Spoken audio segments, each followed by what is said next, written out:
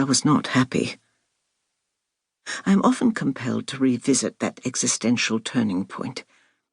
It was awful in the sense that I am filled with awe whenever I remember it, the awe of experiencing the astounding connection between body and soul, because I think that my body was telling me that my soul, however such an entity is conceptualized, was ailing.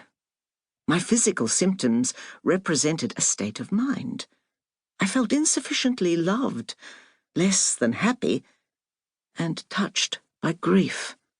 For myself, for what I felt I had not achieved, for the years that lay ahead. But how to explain it? I had lost no one. I had reached the age of 60 with my family intact and my days filled with projects that interested me. It might seem that my life, like that of Jane Austen's heroine Emma, united some of the best blessings of existence. And yet I was experiencing something more devastating than the distress and vexation that Emma encounters on her way to self-knowledge. I felt utterly lost. I sought professional help and was comforted by the assurance that Meniere's syndrome sometimes mimics depression. Medication was prescribed. I gave up eating salt, and I resumed my busy routine. On the surface, life continued to be ordinary. I managed to function well enough on a number of community committees and as a consultant for the implementation of classroom oral history programs, despite intermittent symptoms.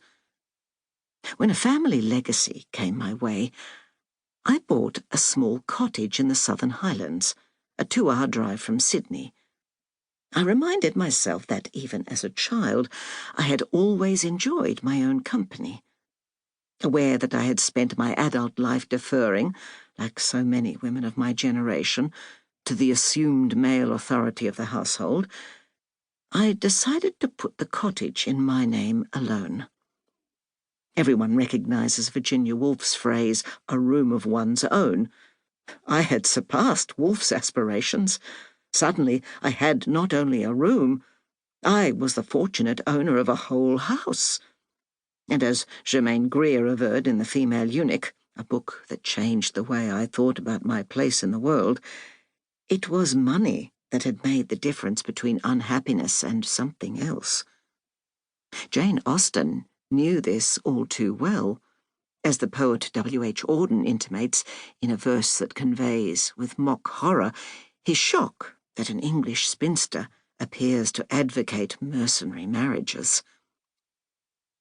The Bloomsbury legend, as Virginia Woolf became known, was herself damaged by a grim patriarchal background, but she famously showed the world of women that genius can accomplish writing miracles. Her fiction is full of women engaged in the struggle, from Clarissa in Mrs. Dalloway to Mrs. Ramsay in To the Lighthouse. Women waver between acquiescence and independent action.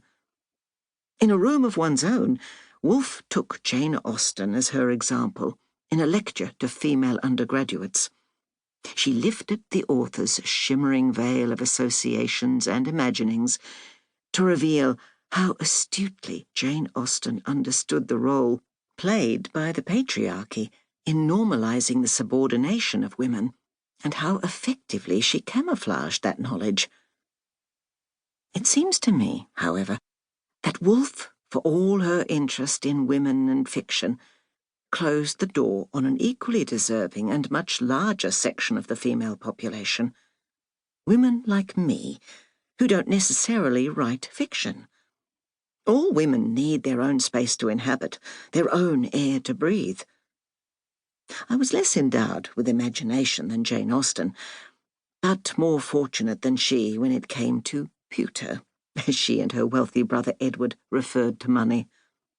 My family legacy was a miraculous gift, providing me with a refuge from the city, at a time when I suspected that recurring physical symptoms might signal an unacknowledged form of emotional distress. 30 years later, I read a novel